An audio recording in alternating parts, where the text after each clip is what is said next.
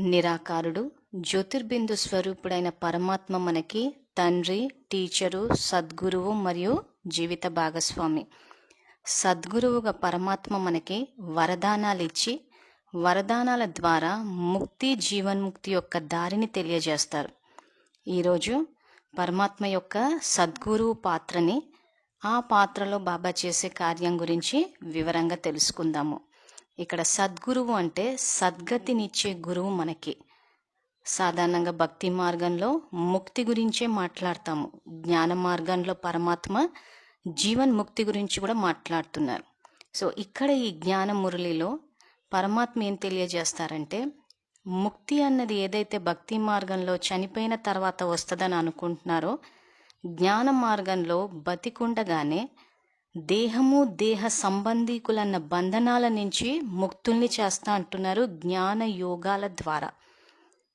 సద్గురువుగా జీవన్ముక్తిని కూడా ఇస్తా అంటున్నారు. అంటే దేహము, దేహ సంబంధీకులన్న బంధనాల నుండి ముక్తి, అది కాకుండా జీవన్ముక్తి కూడా. సో జీవన్ముక్తి ఇవ్వడం అంటే ఇక్కడ సంపన్నంగా, సంపూర్ణంగా తయారై సత్య త్రేతాయుగాల్లో జన్మ తీసుకోవడం, దాన్ని జీవన్ముక్తి అంటారు. దాన్నే సద్గతి అని కూడా అంటారు. సో ఇక్కడ సద్గురువుగా పరమాత్మ మనకి వరదానాలు ఇస్తారు. వరదానానికి దానానికి తేడా ఏంటంటే, దానం అంటే మన దగ్గర ఉన్నది ఇవ్వడం అవతలి వాళ్ళకి, కానీ ఇక్కడ పరమాత్మ మనకి ఇచ్చేది వరదానం. వరదానం అంటే మనకి ఏది అవసరమో కనుక్కుని దానిని ఇవ్వడం. ఉదాహరణకి మనకి శాంతి అవసరమైతే వరదానాల ద్వారా మనలో శాంతి యొక్క శక్తిని నింపుతారు. మనకి ఆనందం అవసరమైతే తన యొక్క వరదానం ద్వారా ఆనందాన్ని నింపుతారు. సో పరమాత్మ ఇచ్చే వరదానాలన్నవి సంకల్ప స్థాయిలో ఇస్తారు. మనము తీసుకునేటప్పుడు కూడా సంకల్ప స్థాయిలోనే తీసుకోవాలి. ఉదాహరణకి సద్గురువుగా పరమాత్మ మనకి శాంతిని ఇవ్వాలి అని అనుకున్నప్పుడు, శాంతి స్వరూప భవ అని వరదానం ఇచ్చినప్పుడు, నేను శాంతి స్వరూప ఆత్మని అన్న సంకల్పం చేయాలి. అప్పుడు ఎప్పుడైతే మన ఆత్మ సంకల్పాన్ని చేస్తుందో, ఆ శాంతి అన్న దైవీ గుణం మనలో ఎమర్జ్ అయి అనుభవంలోకి వస్తుంది. ఎప్పుడైతే పరమాత్మ ఆనంద స్వరూప భవాని వరదానం ఇస్తారో, అప్పుడు నేను ఆత్మని, ఆనంద స్వరూపాన్ని అన్న సంకల్పం చేసి తీసుకుంటే ఆత్మకి ఆనందం అన్నది అనుభవంలోకి వస్తుంది. సో ఈ సంకల్పాలు ఇవ్వడం అన్నది, తీసుకోవడం అన్నది బాబా ఇచ్చిన శక్తి ద్వారా అనుభవంలోకి వస్తాయి. సో బాబా ఇచ్చేది కూడా సంకల్ప స్థాయిలోనే, మనం తీసుకోవాల్సింది కూడా సంకల్ప స్థాయిలోనే. సో ఇది ఏ రకంగా పనిచేస్తుందంటే, ఉదాహరణకి నేను పడిపోయి ఉన్నాను అనుకుందాం కింద. సో నా స్వశక్తితోటి లేవడానికి, ఎవరైనా నన్ను పట్టుకుని లేపడానికి తేడా ఉంటుంది. సో ఎవరైనా పట్టుకుని లేపినప్పుడు సునాయాసంగా లేవగలుగుతాను. సో అదేవిధంగా ఇక్కడ మనము ద్వాపరం నుంచి వికర్మలు చేస్తూ మెట్లు దిగుతూ పతనమైపోయి వచ్చాం కాబట్టి, ఇప్పుడు పరమాత్మ వరదానాల ద్వారా, తన యొక్క శక్తి ద్వారా మనని లేపుతున్నారంటే పరమాత్మ యొక్క వరదాని హస్తం మన మీద ఉంది. సో పరమాత్మ యొక్క చేయి పట్టుకుని లేస్తే ఎంత సులువుగా మనం మళ్ళీ లేచి నిలదొక్కుకోగలమో ఈ వరదానాల ద్వారా చేస్తున్నారు బాబా. లేదా ఇంకొక ఉదాహరణ చెప్పాలంటే, ఇప్పుడు నేను ఇంటి నుంచి ఆఫీస్కి వెళ్ళాలని అని కార్ స్టార్ట్ చేశాను అనుకుందాం. కార్ స్టార్ట్ అవ్వలేదు. అప్పుడు ఎవరైనా వ్యక్తి వచ్చి నాకు సహాయం చేసి వెనక నుంచి గనక తోస్తే, కొద్ది దూరం వెళ్ళాక కారు స్టార్ట్ అయితే అక్కడి నుంచి నడుపుకుంటూ ఆఫీస్ చేరొచ్చు. సో ఇక్కడ ఏదైతే మనము వికర్మలు చేస్తూ వచ్చామో, ఇక్కడి నుంచి మళ్ళీ ముందుకు వెళ్ళడానికి మనకి సమస్యగా ఉంది, మనలో ఉన్న వ్యర్థ సంకల్పాల ద్వారా. సో ఇక్కడ వ్యర్థ సంకల్పాల ద్వారా మన యొక్క స్మృతి యాత్ర జరగటం లేదు కాబట్టి, ఇక్కడ పరమాత్మ వరదానాల ద్వారా మనని ముందుకు వెళ్ళమని చెప్పి ప్రేరణిస్తున్నారు. సో ఎప్పుడైతే అలా పరమాత్మ మనకి వరదానాల ద్వారా ప్రేరణ ఇచ్చి, అంటే it's like A first push అన్నట్టు, కారుని తోస్తే అది ఎలా ముందుకెళ్తుందో అలా వరదానాల ద్వారా, శ్రేష్ఠ సంకల్పాల ద్వారా మనకి ప్రేరణ శక్తినిచ్చి ముందుకు ఇచ్చేసినప్పుడు, మనం ఈ కార్ని స్టార్ట్ చేస్తేనే అది ముందుకెళ్తుంది. సో కార్ని స్టార్ట్ చేయడం అంటే పరమాత్మ ఏదైతే సంకల్పాన్ని ఇస్తారో దాన్ని తీసుకుని మన బుద్ధిని దివ్యంగా చేసుకోవాలి. అంటే మన బుద్ధి యొక్క తాళం చెవి మన చేతిలోనే ఉంది. దాన్ని పరమాత్మ ఇచ్చే వరదానాలు ఆ శ్రేష్ఠ సంకల్పాల ద్వారా ఎప్పుడైతే తెరుస్తామో అప్పుడే ఈ స్మృతి యాత్రలో ముందుకు వెళ్ళి సంపూర్ణంగా సంపన్నంగా అయి పరమాత్మ చెప్పే ఈ ముక్తి జీవన్ముక్తిని పొందగలుగుతాం. సో ఇక్కడ పరమాత్మ ఇచ్చే వరదానాల్లో సద్గురువుగా పరమాత్మ మనకిచ్చే మొట్టమొదటి వరదానము మన్మనాభవ. ఈ విషయాన్ని పరమాత్మ 1983 జనవరి నెల 4వ తారీఖు అవ్యక్త మురళిలో చెప్పారు. ఈ మురళి యొక్క శీర్షిక సద్గురువు యొక్క ప్రథమ వరదానం మన్మనాభవ. ఈ మురళిలో పరమాత్మ ఏం చెప్తున్నారంటే, సద్గురువు వారిగా అయ్యారు అంటే సద్గురువు ద్వారా మొట్టమొదట ఏ వరదానం లభించింది అని ప్రశ్న అడుగుతున్నారు. సో ఇక్కడ మనం సద్గురువు వారిగా అవ్వడం అని అంటే సంకల్ప స్థాయిలో బాబాతోటి సంబంధాన్ని జోడించాలి. బాబా నాకు సద్గురువు, నేను మాస్టర్ సద్గురువును అన్న ఈ సంబంధాన్ని జోడించినప్పుడు ఆయన ద్వారా వచ్చే వరదాని హస్తం మన శిరస్సుపై ఉంటుంది. కాబట్టి మనము ముక్తి జీవన్ముక్తి యాత్రలో గమ్యాన్ని చేరగలుగుతాం. సో అదే బాబా ఇక్కడ అడిగే ప్రశ్న, మొట్టమొదట ఏ వరదానం లభించింది అంటే అది మన్మనాభవ. ఈ మన్మనాభవ అన్న పదానికి అర్థం ఏంటంటే స్వయాన్ని ఆత్మగా భావించి నన్ను స్మృతి చేయండి అన్నది పరమాత్మ యొక్క మహావాక్యం.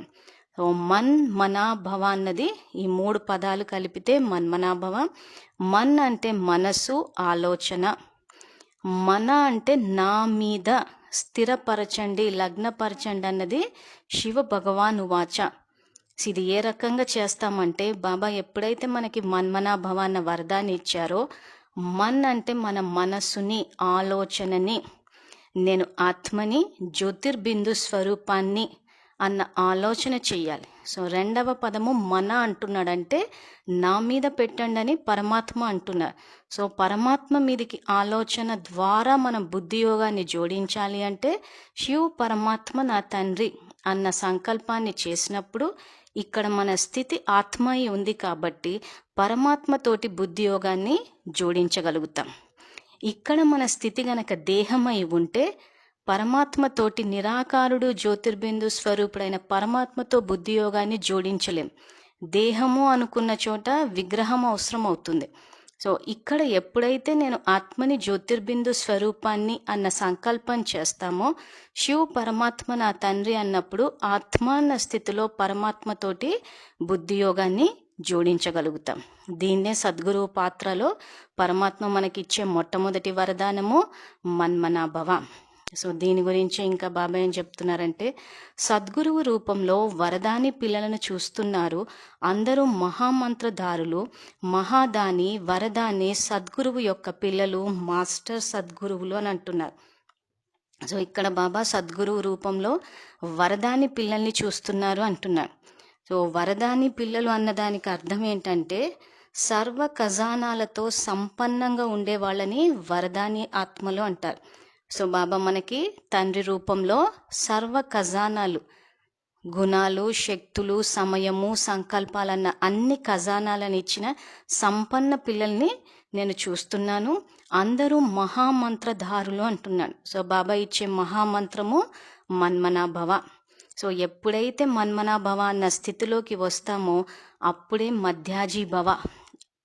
మన 7 డే కోర్సులో బ్రహ్మ, విష్ణు, మహేశ్వరుడు అన్న చిత్రాన్ని గనక మనం చూస్తాము. అక్కడ మధ్యలో ఉండేది నారాయణుడు. ఎప్పుడైతే మన్మనాభవ అన్న మహామంత్రధారులం అవుతామో అంటే దాని యొక్క స్వరూపం అంటే ఎప్పుడైతే పరమాత్మ స్మృతిలో ఉంటామో మధ్యలో ఉండేది నారాయణుడు అంటే నరుడి నుండి నారాయణుడి స్థితికి ఎదిగి సంపూర్ణ పవిత్రంగా అవుతాం. సో అందుకే బాబా అందరూ మహామంత్రధారులు, మహాదాని వరదాని పిల్లల్ని చూస్తున్నాను అంటున్నాను. వరదాని అంటే సర్వ ఖజానాలతోటి సంపన్నంగా ఉన్న ఆత్మలు, మహాదాని అంటే యథాశక్తిగా ఖజానాని తీసుకున్న వాళ్ళు. అంటే ముందు వరదాని పిల్లలు ఉంటారు, ఆ తర్వాత మహాదాని పిల్లలు ఉంటారు. సో చూస్తున్నాను సద్గురువు యొక్క పిల్లలు మాస్టర్ సద్గురువులు అంటున్నారు. సో మాస్టర్ సద్గురువులంటే బాబా సమానంగా మనం కూడా అందరికీ వరదాని పిల్లలమై అందరికీ వరదానాలు ఇస్తూ పోవాలి. బాబా ఎలా అయితే తన శక్తి ద్వారా వరదానాలు ఇచ్చి ముక్తి జీవన్ముక్తి యొక్క దారిని చూపిస్తున్నారో, మనం మాస్టర్ సద్గురువులం కాబట్టి మనం కూడా అందరికీ వరదానాలు ఇచ్చి ముక్తి జీవన్ యొక్క దారిని తెలియజేయాలి. సో ఇక్కడ వరదానాలు అన్నది మన ప్రతి ఒక్క ఆలోచన, మన ప్రతి వాక్కు వరదానం అయిపోవాలి. దీన్నే ఇంగ్లీష్లో బ్లెస్సింగ్ అంటారు. బ్లెస్సింగ్ అంటే very strong, pure and powerful thought. అంటే ఎంతో శక్తివంతమైన స్వచ్ఛమైన సంకల్పం అది. సో ఈ సంకల్పాన్నే వరదానం అని అంటున్నారు. అది సంకల్ప స్థాయిలో చెయ్యాలి. సో ఇంకా బాబా ఏం చెప్తున్నారంటే, ఎంత బాబా యొక్క సంబంధమో అంతగా మీకు సంబంధం ఉంటుంది. సర్వ సంబంధాలలో అధికారి ఆత్మలు అంటున్నారు. సో బాబాకి మనతోటి ఎంత సంబంధం ఉందో మనకు కూడా అంతే సంబంధం ఉంది. సర్వ సంబంధాలలో అధికారి ఆత్మలు అంటున్నారు. సో ఇది చాలా ఇంపార్టెంట్ మహావాక్యము. ప్రతి సంబంధంలో మనం అధికారులం అంటున్నారు. భక్తి మార్గంలో పరమాత్మ ఎక్కువ, మనము ఆయన యొక్క దాసులము, ఆయన కన్నా తక్కువ అధీన ఆత్మలు, బలహీన ఆత్మలు అన్నట్టు అనుకున్నాము. కానీ జ్ఞాన మార్గంలో బాబా సర్వ సంబంధాలలో మనకి అధికారి ఆత్మలు. అంటే బాబా సమానంగా తండ్రిగా, టీచర్గా, గురువుగా, జీవిత భాగస్వామిగా ఆయన మీద మనకి అధికారం ఉంది. అందుకే బాబా యొక్క సంబంధము అంతగా మీకు సంబంధం ఉంది. సో బాబాకి మన పట్ల అధికారం ఉంది, మనకి బాబా పట్ల అధికారం ఉంది. అందుకే సర్వ సంబంధాలలో అధికారి ఆత్మలు అంటున్నారు. భోలానాథ్ బాబా నుండి అన్ని తీసుకోవటంలో తెలివైన వారు మంచి వ్యాపారులు కూడా అంటున్నారు. సో ఇక్కడ బాబా వ్యాపారం గురించి కూడా చెప్తున్నారు. అన్ని తీసుకోవడం అంటే మనలో ఉన్న వికారాలన్నీ ఇచ్చేసి పరమాత్మ నుంచి వారసత్వాన్ని, జ్ఞానాన్ని, వరదానాలన్నీ సంబంధాలని తీసుకున్న అధికారి ఆత్మలము. వ్యాపారం చేయడం అంటే కామక్రోధ లోభమోహ అహంకారం అన్నవి ఇచ్చేసి తిరిగి వారసత్వాన్ని తీసుకున్నాం. సో దాని గురించే బాబా ఇంకేం చెప్తున్నారంటే, వ్యాపారం ఎంత ఉన్నతంగా చేశారంటే ఇక ఏ వ్యాపారం చేయవలసిన అవసరమే లేదు. ఏ వస్తువు యొక్క వ్యాపారం చేయలేదు, కానీ వస్తువులను ఇచ్చే దాతతో వ్యాపారం చేశారు. దానిలోనే అన్ని వచ్చేసాయి కదా అంటున్నారు. సో ఎందుకు పనికిరాని కామక్రోధ లోభమోహ అహంకారం అన్నది ఇచ్చేసినప్పుడు బాబా మనకి వారసత్వాన్ని ఇచ్చేశారు. మీరు ఏ వస్తువుని ఇవ్వలేదు, కానీ వస్తువులను ఇచ్చే దాతతో వ్యాపారం చేశారు అంటాడు. అందుకే బాబా పిల్లలు ఎంతో బోలా బాబా నుండి అన్నీ తీసుకోవడంలో తెలివైన వారు అని అంటున్నారు. సో తెలివైన పిల్లలు ఏం చేస్తారంటే తమలో ఉన్న ఈ ఎందుకు పనికిరాని కామక్రోధ లోమ అహంకారం అన్నవి ఇచ్చేసి తెలివిగా వారసత్వాన్ని తీసుకుంటారని చెప్పి చెప్తున్నారు. సో చివరగా బాబాయ్ మురళిలు ఏం చెప్తున్నారంటే, దాతనే మీ వారిగా చేసేసుకున్నారు అంటున్నారు. సో బాబా మనవారు, మన సొంతము. సో చేసేసుకున్నామంటే పరమాత్మ మన సొంతమైతే ఇంక అన్నీ మనకి లభించినట్టే. సర్వ ఖజానాలకి సంపన్న అధికారి ఆత్మలం మనం. సో ఈ మురళి ద్వారా బాబా మన యొక్క సద్గురువు పాత్ర అనేది వివరంగా తెలిసింది. సో సద్గురు పాత్రలో బాబాతోటి సంబంధాన్ని జోడించడానికి మనం చేయవలసిన సంకల్పము, బాబా నాకు సద్గురువు, నేను మాస్టర్ సద్గురువును. ఈ ఆడియోకి సంబంధించి ఏమైనా సందేహాలుంటే నన్ను వాట్సాప్ మెసేజ్ కానీ వాయిస్ రికార్డింగ్ ద్వారా కానీ సంప్రదించగలరు. నా పేరు మంజుల, నేను హైదరాబాద్లో ఉంటాను. నా వాట్సాప్ నంబర్ 7680073947.